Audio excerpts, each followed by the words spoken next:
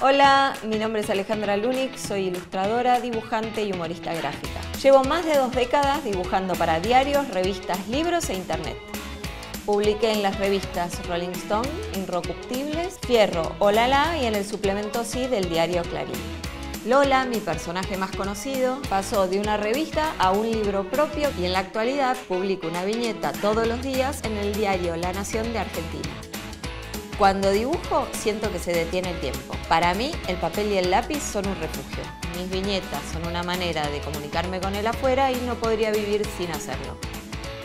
A través de mis dibujos, me río de mis pesares y de las cosas que me molestan. Para separar a la ilustradora de la humorista gráfica, cambio las herramientas. Puede usar el plumín para captar cierta comicidad y el pincel para un trazo más expresivo. En este curso de doméstica te voy a enseñar cómo llegar de la idea al chiste y a plasmarlo en una viñeta de humor. Para empezar, me voy a presentar y les voy a hablar un poco de mí. Después les voy a contar cuáles son mis influencias. A continuación vamos a hablar de los tipos de humor. Les voy a contar mi método para pescar y cocinar una idea. Para hacer esto vamos a aprender noción de formato, composición y personajes. A continuación vamos a empezar a bocetar. Primero vamos a hablar de los materiales. Después bajaremos la idea con lápiz al papel. Una vez que tengamos el boceto, lo escanearemos para hacer el retoque digital.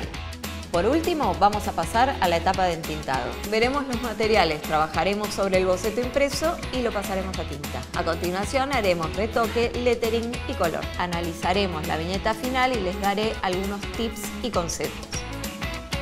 Necesitarás portaminas con minas azules y negras, goma de borrar, cepillo, escuadra, espejo, papel común para bocetado y otro de mejor calidad, tinta china, un trapo, un ordenador, un escáner y una impresora. Además tenés que tener conocimientos básicos de dibujo, pero sobre todo paciencia y buen humor.